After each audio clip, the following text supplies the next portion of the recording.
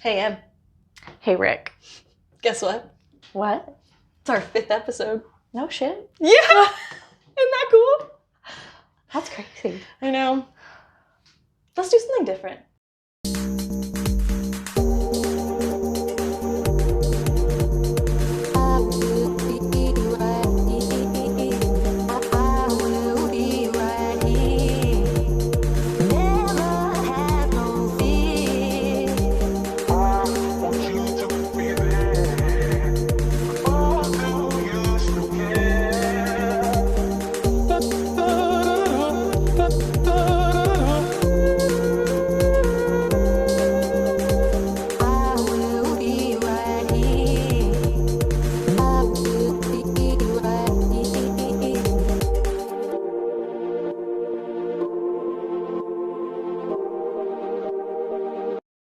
Isn't that exciting? That's super exciting. I know. It's kind of crazy because, 5 feels like a significant number. You know, it's not the first one. Mm-hmm. We fucked it up enough that, now we kind of know what we're doing. Yeah, a little bit.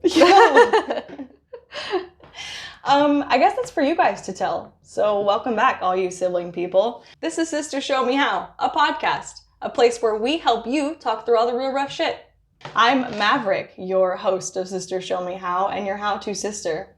And I'm Equilibrium, your co-host of Sister Show Me How and your other how-to sister. You know, one of the things that I wanted to focus on the most whenever I started this podcast was to mainly help myself. I'm not going to lie, I have selfish intentions. To help myself find my most authentic version. Because I know that everyone's looking for their best version, right? But that puts a lot of pressure on people because if I reach the best version of me, it just means that this is the worst version of me? Or not the greatest version of me? I feel like it puts a lot of emphasis, reaching your best self or being your best self, I think puts a lot of emphasis instead of on the good things. I feel like it almost makes you think more about all of the bad things that you need to fix about yourself.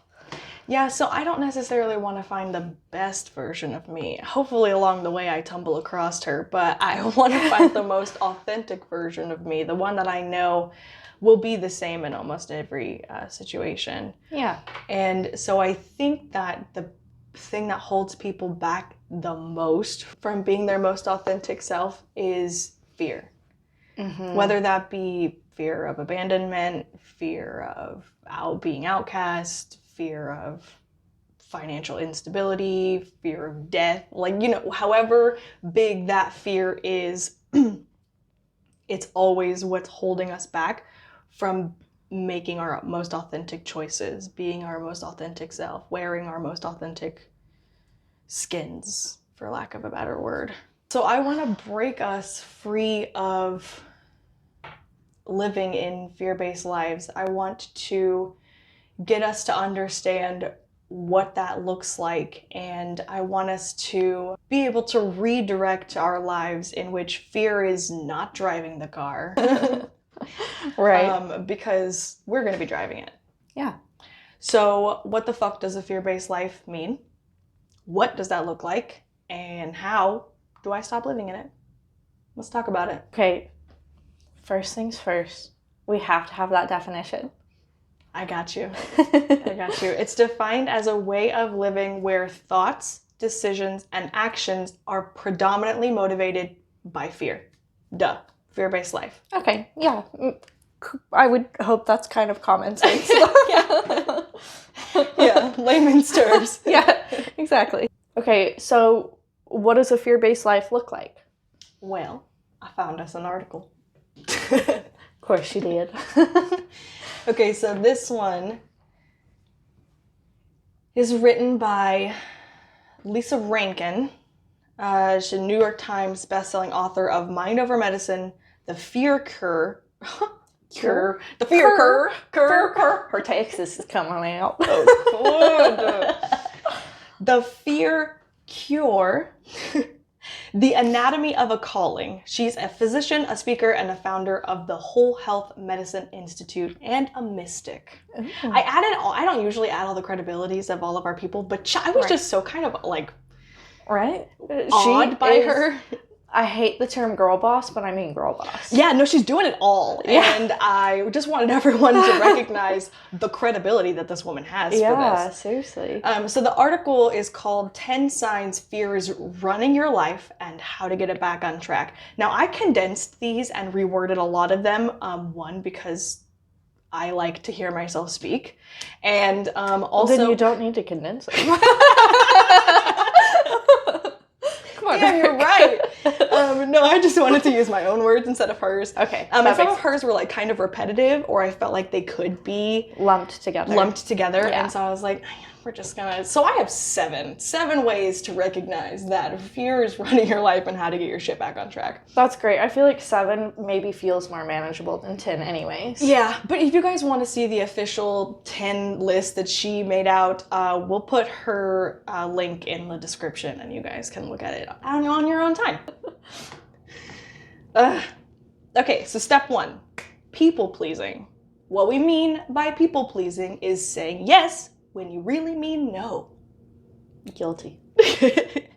This is when you limit your speech, your demeanor, or way of dress to please another person.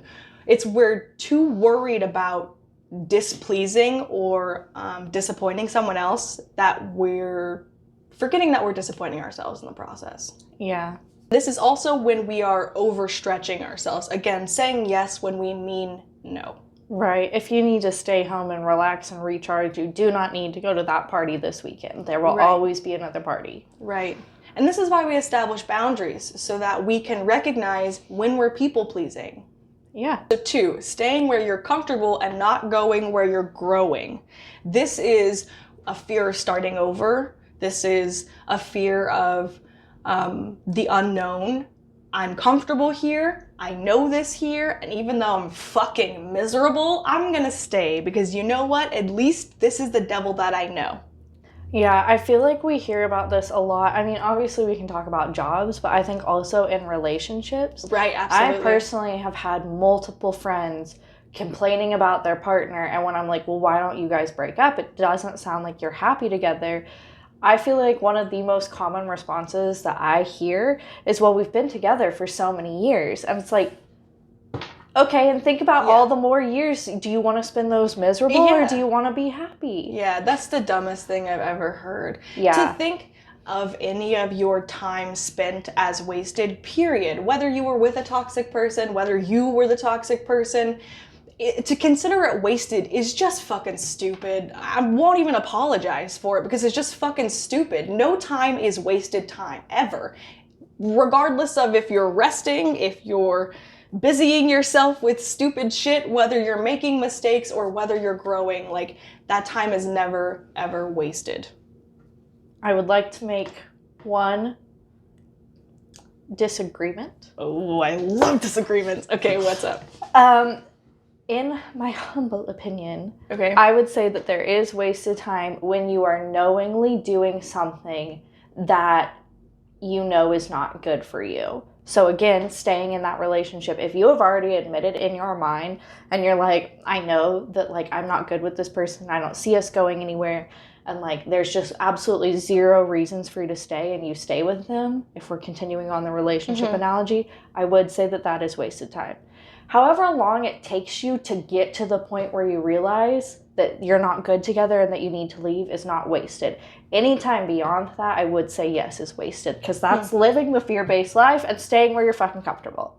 You know, I'll allow it. Thank you. I'll allow it.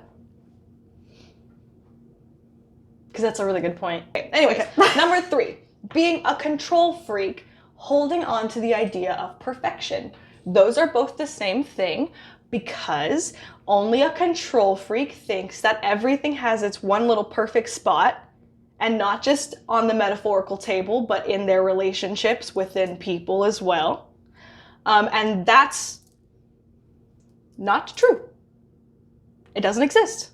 Yeah. There is no perfect place for this cup to be, and there is no perfect place for the people in your lives to be.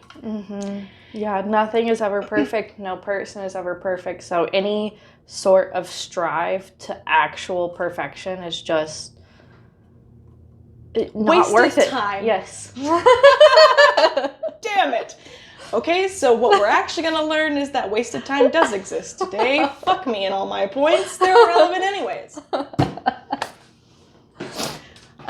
Yeah, so being a control freak, holding on to the idea of perfection is a fear of being the only one to hold everything together. It's this idea that if you stop trying, if you stop putting in as much effort as you've been putting in, no one else will do it and it will all just crumble. Guess what, sister? It is not your responsibility to hold everyone together. If they love you, they will put in just as much effort as you do. And when you cannot put in the effort, if they're worth a shit, they will come in and help you. And maybe put in more effort because you can't do it or whatever. You know what I mean? But like, this idea that you have to be the glue that holds everything together is killing you. Yeah, absolutely. I think that that's also something that can lead to a lot of like procrastination. Yes. Because you're putting so much pressure on yourself, and then you're not giving yourself the time to do the things that actually are worth it to you and matter to you, because you're just holding on by a thread of like, oh my God, everything's got to be so perfect. Yeah. And this idea also that everything has to be perfect also ties in with people pleasing. Mm-hmm. We have this idea built up about the way we want others to perceive us, that we try to hold on to this perfect picture, but in reality, all it's doing is building walls, and it's preventing us from real vulnerability, from real intimacy, from real connections with anyone, everyone, because you have this idea of what you are supposed to be. Mm-hmm. Well, and you're really wearing like a mask, because by people pleasing, you're not being your authentic self. And no matter how much you feel like you're getting to know people or they're getting to know you, they're not really getting to know the real you. Exactly. So they're getting to know this idea of what you want people to perceive as you. Mm-hmm. We gotta drop that shit. Number 4, you settle for less when you want more. This is when you say no, even though you want to say yes. This is us compromising our dreams for the sake of being too bold, for the sake of ruffling too many feathers, for the sake of asking for too much. Or being realistic. You know what I mean? This is when you want to be a writer, but everyone tells you there's no money in that. This is when you want to be a pop star and everyone tells you, well, you're not famous enough for that. You know what I mean? These are these things that you want to have that everyone tells you, or maybe you're telling you, most likely you're telling you, that it's too much. Probably a bit of both. Yeah. It probably started with someone telling you that, and then you intrinsically took it in, and now you're telling yourself that too, and now you have a big problem. Number 5, you numb yourself with excessive food, drugs, and alcohol, technology, or excessive busyness. This as a fear symptom is derived from the idea that we need a Band-Aid for whatever our problem is. Ultimately, we're holding on to these stupid little vices, and what they're doing is decreasing our confidence. What they're doing is they're acting as a barrier for us to get up and get our shit done. Like, my excessiveness with technology is a way that I procrastinate. So this is just like the symptom on the outside trying to show you what's going on the inside. Yeah, that makes sense. Which goes on to the next point, number 6, you procrastinate a lot. Yeah. You struggle to make decisions. Those go hand in hand. A lot of the times, the reason we're doing this is a fear of failure. We're afraid to be critiqued in some way. We're afraid of rejection. We're afraid of judgment. And a lot of times it sounds fucking stupid, but we're afraid of succeeding too. But there is that fear of uncertainty, and that goes a lot into this as to why you would struggle to make a decision or procrastinate. A lot of us are afraid we're going to make the wrong decision. What if I change to be this and it turns out that's really shitty? How do I go back or change again, you know? Yeah. Causes a lot of stress on us, which leads me to the next point, which is you get sick a lot. Here's the thing. When we're living a fear-based life, Again, your emotions leave chemical traces on your entire body. Living in fear increases your stress, increases your cortisol, decreases your amygdala, increases your hippocampus. Guess what? Increased hippocampus means we're running on fear, flight or flight all the time. Fight or flight. Is that what I said? You said flight or flight? Flight or flight. You can tell what my first response is. I run. I'm a runner. And not just in track. There's actually 3. It's fight, flight, or fawn. So fawn is like deer in the headlights. You just It should just be freeze, right? Maybe it is freeze and I'm making up fawn. Well, I like fawn. That's cute. Either way, it all works. They're both F. Right, okay. So that part of your brain is increased. So we're constantly living in that. And then the other part of our brain is decreased, and that is our decision-making spot.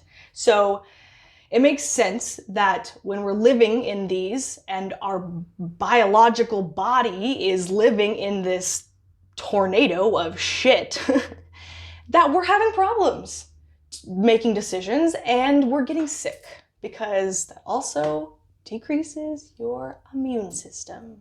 Absolutely. Just look up what stress does to your body, because there are articles that tell you, and it's not fun. You can get a heart attack from stress, from prolonged stress. Yeah. If that tells It you can anything. also cause memory loss. There's other ones. Well, because that's part of your, what's the one that shrinks? The amygdala.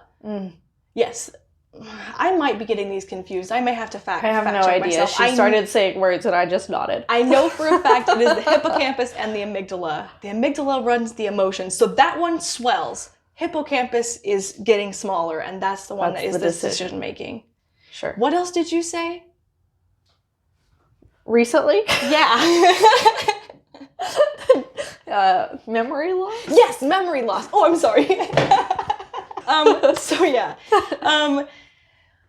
Bottom line is, fear triggers a stress response in your body. It makes it difficult for the body to heal yourself. Examples: stomach and digestive issues, particularly in women, migraines, chronic pain, weakened immune system, increased blood pressure, cardiovascular damage. Bam, bam, bam, bam, bam. This is having an effect on your body. This is why we gotta make better choices. All right, Rick, so how do I stop living a fear-based life? Well, I will tell you. I'm so ready. Okay, so the first way, I have 5 steps. First things first is you have to stop letting fear make decisions for you. So the first step is to corner our thoughts and to really evaluate where the fuck these fears are coming from and why are we letting them move us so far into making our decisions. We need to get real with ourselves. What are our fears and where are they coming from? Really break them down, shine a flashlight on that fucking monster under the bed, because they're not real. It's probably just a sweater. And get your shit together. Really distance your emotions from your beliefs and figure out what the fuck is pushing those beliefs forward. And are your beliefs serving you, or is it a fear-based belief? Yeah, flashlight on the fear. Flash the fear. I love it. Okay. Okay, step 2. Remind yourself that you have the power to choose. You chose the life that you're in now. You can choose another life. You don't have to keep choosing your fear. We can choose authenticity. Accountability and responsibility are going to be imperative here. You have to recognize that if you feel like you're in a shitty situation, you got yourself there. And you can get yourself out. It's really empowering, honestly. Once you get past the part where you're shaming yourself for all of the horrible decisions that you made, it's really empowering to think, well, if I don't fucking like this, I can just change it. Yeah, no, absolutely. And it also, I think that can then help you to move forward again, where, let's say you do make a wrong decision and you end up again somewhere shitty. Right. You can make another choice and fix it. Exactly. Perspective is going to be the key here, because if you believe you live in a hostile universe, you do. If you believe that the universe is working with you to make everything happen for you, it does, and you do. Congratulations. Yeah. That's the way it works. Energy attracts energy. So if you're in one state of mind, you're going to attract that kind of energy, regardless of which way it goes. Number 3, the way through fear is through self-discovery. Because the more we learn about ourselves, the more confidence we'll have, the more we'll start making confident decisions. The more we understand why we're doing things, the less we'll fuck things up because I don't know what's going on, Yeah. Knowing your true self empowers you. Plain and simple. Yeah, absolutely. Well, and then as it's empowering you, I think it's easier to feel a little bit less fear in instances, because you're like, well, I don't want to do this because I don't like that. So like, why would I do that? And instead of being scared that like, oh my God, maybe if I say that I don't like that, this person's going to think badly of me, you're just like, no, I don't like that. Why would I do that? Right.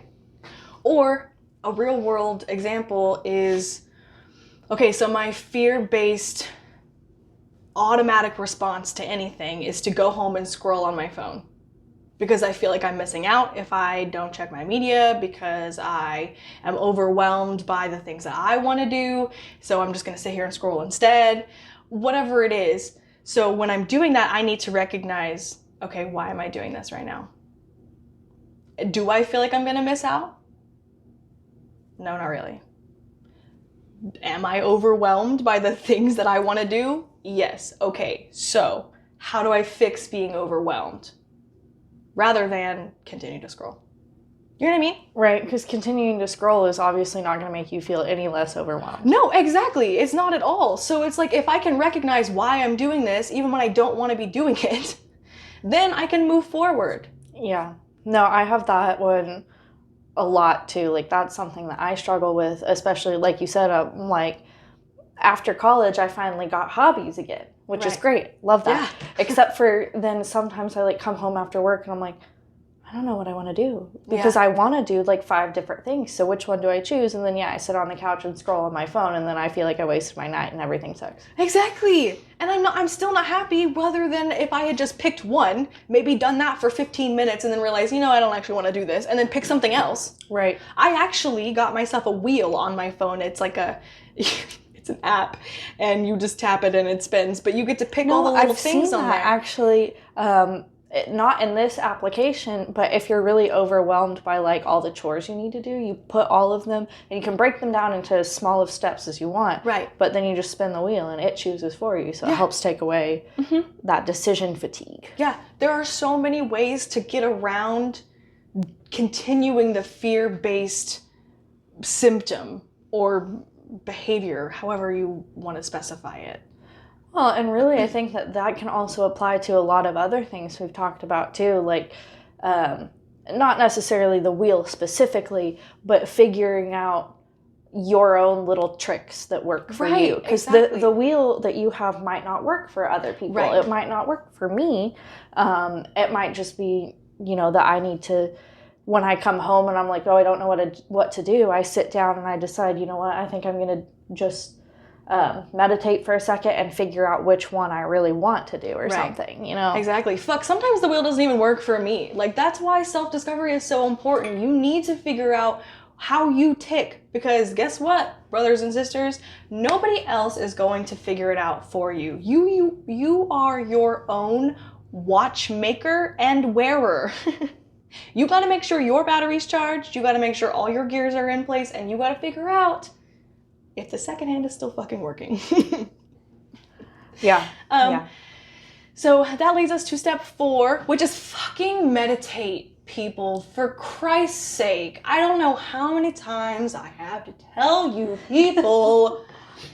I think that sometimes people hear the word meditate and they're like, oh my god, I don't want to do this crunchy granola home. Crunchy granola. Like that does not have to be what meditation is. It can be as simple as you get home from the day and, like I said earlier, I'm going to go sit on my couch and I'm going to take 5 minutes or less, probably doesn't take 5 minutes, to really think and reflect internally on what I actually want to do. Yes. That's what meditation is. It's just internal reflection. You do not have to sit here and touch base with the universe. Obviously, if you want to, do that. But like, you are the universe. So if you touch base with yourself, you're touching base with the universe. Just saying, that's my hippy dippy shit. But 2 minutes, people, give me 120 fucking seconds of nothing. I need you to be de-stimulated. I need there to be nothing in the background. I need there to be no screen in front of you. And I need there to be silence.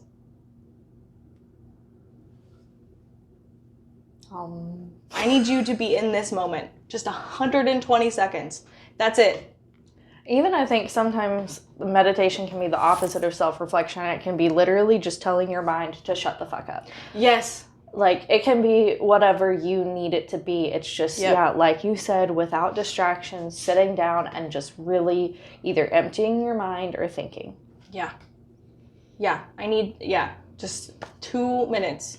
If it goes on longer than that, it goes on longer than that. I hope to God it goes on longer than that sometimes, but sometimes all we have is 2 minutes. And so long as you can just, I call it sit and stare time. I usually give myself about 10 minutes of silence a day. That's my sit and stare time. But I'm asking for 2 minutes a day. Fucking meditate, people. You can do this. It's really not that hard. Step 5. Find your tribe. You know how many people are in my tribe? 3. Well, 5. I have 5 people in my tribe. I got a small tribe. I'm gonna change that. Actively, woosah. Bring me my tribe. But you don't have to have a big tribe. Right. And the point is that these need to be people that you can be 100% authentically yourself. People that will support you no matter what you're doing. This is no more fake friends. This is no more toxic family members. This is authentic bitches only. Real bitches only. So it sounds like super easy work. Totally. I'm just kidding. It's obviously a lot of work. And I'm sorry to tell you that you're going to have to be brave too. Because the only way to fight fear is with bravery.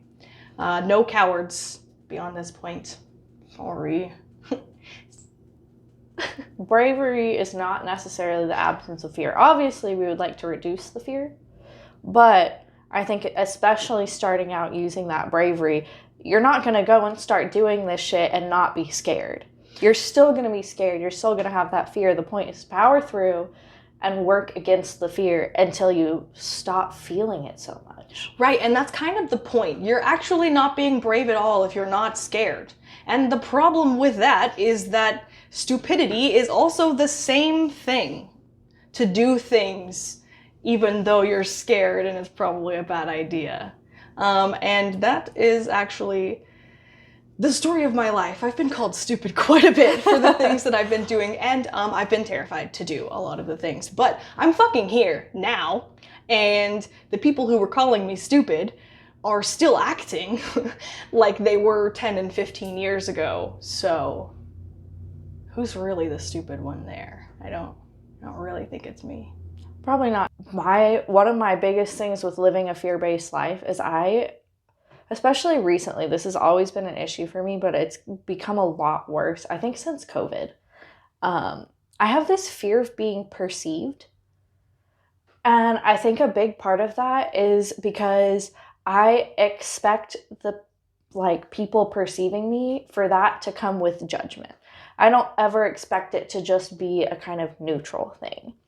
And so, like, one of those big issues for me is I don't like to go into public by myself. So I don't go to grocery stores. I don't like to, like, go and return things. If I bought stuff online and there's a store near me, I don't want to go and return them in store. I don't want to do any of that. I hate doing that. Or, like, the other day, I was at a store and I was trying to find something specific, and so I kept kind of wandering around back and forth, and I was like, man, I must look like such a fucking idiot. And it's like, literally everybody else here is doing the same thing. Right. So why am I so afraid of that? And also, like, just go get your fucking concealer or whatever the hell you're looking for, and, like, if people think you're stupid, so what? I'm never going to see them again. Who cares? Okay, so as within, so without. Do you think you're stupid? Do you think other people are stupid when they buy concealer? No, and that's part of the point is, like, how often I need to start thinking about how often when I just look at people going about their lives, do I really ever think that somebody is stupid? Yeah. Unless they're literally being, like, a horrible person. Exactly. Like, if people are just minding their own business and going about, I never really think anything about them unless it's like, oh, I like her pants or something. Like, exactly. So why? But at some point, I internalized that because I couldn't find something like that, I'm dumb. And I'm like, obviously that's not true. Right. But yeah. Right. But the way that we stop that in the moment, because like you said, these are just your thoughts. Yeah. So if I'm sitting here looking for my concealer, we're going to use this example, and I can't find the exact one I'm looking for. Oh my God, I'm so fucking stupid. People are judging me. Hold on a second. Reality check. These have been a lifesaver for me. How long have I really been standing here? 15 seconds. Yeah. How many people have actually passed me? Probably, like, yeah. My concealer's right there. Not stupid. I found it. Let's go. Mm-hmm. And also, maybe it's really not there. You're still not stupid. Right. Like, because I've had that situation happen before where I really, it really hasn't been somewhere that I knew that it was. Like, I was looking for, we'll continue with the concealer, let's say. And it really wasn't there. And I went and got an employee and I was like, hey, I'm looking for this. And they were like, oh, I'm so sorry. Like, we moved it or we ran out or whatever. And it's like, that still doesn't make me stupid. Nope. She doesn't think I'm stupid for asking. She's just like, oh, shit, sorry, girl. Like, let me help you. Yeah. Exactly. So even if it's something that it feels like you can't control with your fear, there's always a way to redirect ourselves to reality check the fear belief that just is pre-programmed into our head. Again, your brain is pudding in your skull, and it's just a sloppy computer. You're in charge of reprogramming it. It can be done. Yeah. Okay, so let's get real then. How have we been living in our fear, and how is that holding us back? You go first. Okay. I definitely have a lack mentality, and that ends up causing me to overspend. That's a rough one. I've got that one too. Yeah, and that one's really fucking hard to break. I think if we go back to gratitude, focusing on what do I have that's awesome. Like, I have this house, I have all these plants, I have great furniture, I have my cats. Do I really need a new pair of tennis shoes? Yeah. And I think, honestly, since you and I are creatives, I feel like a great way to help get us out of this lack mentality is to create things. Because as we make things, you can't be lacking if you're making new things. You know what I mean? So, like, that's a great way to pull yourself out of a lack mentality and get yourself into an abundance mentality. Yeah, that's a great idea. I love that. We have a few of them. Stick around. It should be fun. All right, what you got next? I also have a fear of getting hurt again or being rejected, particularly in romantic relationships. And so I do know that I have self-sabotaged a few times. I'm sure that I continue to do that. And yeah, I know that it also holds me back from putting myself out there, and there's just no reason for that. Yeah. I think that also can be a lack mentality too, because it's like that, oh, there's so many fish in the sea type thing. Like, yeah, I have options. And honestly, I feel like this is where self-discovery could be really helpful, because as you recognize what a fucking catch you are, you'll start realizing that there's no reason for you to self-sabotage, because you deserve a great guy, and more so than that, a great guy deserves you. And when you start looking at yourself as an asset, does he deserve me? Does he deserve my time? Rather than, am I worthy of his? You know what? That's a great point, because I'm so fucking nice and generous. Like, oh my God, I would be an amazing girlfriend. Abso-fucking-lutely. And you're hot as shit. And you're mostly clean. And you're really, like, sarcastic and funny. Mostly clean. I've seen your laundry piles. Listen, I just did all of them except for the sheets. Oh, good job. So I only have one laundry pile. Except I do have a pile, but it's clean. Anyways. Okay, so and then we talked about your fear of being perceived earlier. Yeah. And So I think that's my biggest one that I really need to work on right now. Yeah. How do you feel like the best way to correct that, to circumvent that? I think I mostly only ever have that fear when I'm by myself. Okay. Like, so when I'm out and about with my friends, like, I obviously, like, I go to the bars pretty often, and I don't really have that there. So I think I need to maybe do some self-reflection on why do I care so much when I'm by myself versus when I'm with friends. Yeah. And yeah, I really think that taking myself and externalizing myself in the situations, instead of being so focused on internal and me and what other people think of me, is just focus on, like, look at all of these other people, and ooh, I could do that people watching thing where you, like, look at somebody and you try and, like, come up with a backstory for them. That might be a fun exercise. Yeah. All right, that's a good one. Okay, so my fear-based life looks like super procrastination. Mm-hmm. Like, that is the biggest thing that gets me. And having this podcast has actually been helpful for that, because we have deadlines, and I've had to do things, even though, like, today I didn't want to come and do this. I'm sorry. I want to stay home. I don't want to do this. Honestly, that's totally fair, because I was leaving work and I was like, I really just want to go to bed. Yeah. So, but I did it anyways, and here we are doing it anyways, despite all of our technical difficulties. But mostly, I feel like the reason that I hold on to my procrastination is fear of being shunned or rejected for being my most authentic self, or wanting too much. And I feel like because of that, I don't ever reach for my full potential. Yeah. Again, also because I'm afraid. I don't know what she looks like or what that's gonna feel like. Or if I'm even gonna be able to do that, and if I'm not, like, then what? But why would you not? Yeah, and also, what the fuck does it matter? Because, like, if it does fail, then so what? I'm back where I am now. Like, everyone already thinks I'm dumb and a big unsuccessful wada twat. So, like, what would it matter if I didn't succeed? Because everyone would still think I'm just a big wada twat. So whatever. I think first of all, who is everyone? Because your inner circle very much does not think that. That's right. B, I think you're focusing too much on the future. Yeah. Like, you're not being present and just being like, you know what, I enjoy doing this stuff, and, like, I feel like this is my calling, so I'm gonna do it, and whatever happens, happens. Yeah. You're right. And that has been a helpful mind frame to be in, is to be more present and be more grounded. Mm-hmm. I'm working on it. Good. Because I'm fucking meditating. Proud of you. My fear-based life also looks like pacing across my house. Mostly because that's my, like, excessive busyness. Honestly, that may just be another form of procrastination.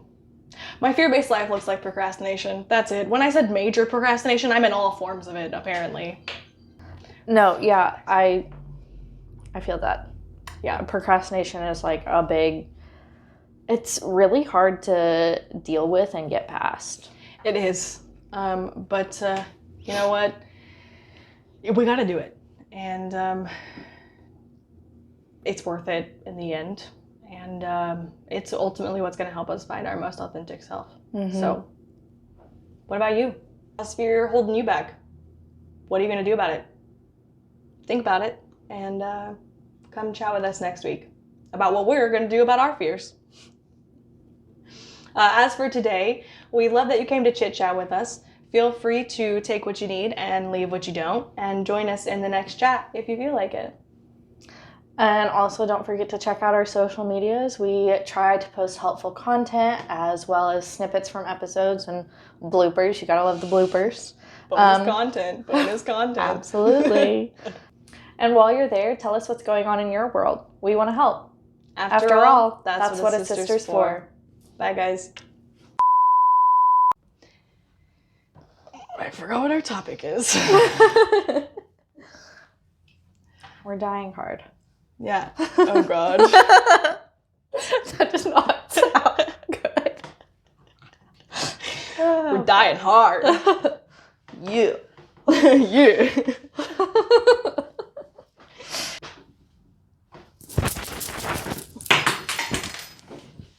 Absolutely. You are so obnoxious. Why do What you keep a talking bitch. to me? This is when you limit your speech, your demeanor, your way of dressing. There's not another one, but I acted like there was going to be another one. Let's start over. I lost my point. She's stressing me out. I can't restrain. I just swallowed. Memory loss. 5th episode, we're doing great. Anyways. Whatever. Hand motion. I almost flipped the camera off. Don't think that's the message Nope. you're trying to convey. Sure isn't. Yeah. Okay. Okay. Yeah. Yeah, perception, or not perspective. Perspective. Did your phone stop recording? It looks like it. When the fuck did that happen? And how? How's your fear been holding you back? What ways are you not cute because you're doing your fear life? That was rude. I'm not gonna say that. What ways are you not cute? Who the fuck am I? What the hell? Damn. Yeah. And while you're there, why don't you tell us what you guys are... Can do this, okay. And only 2 minutes over time.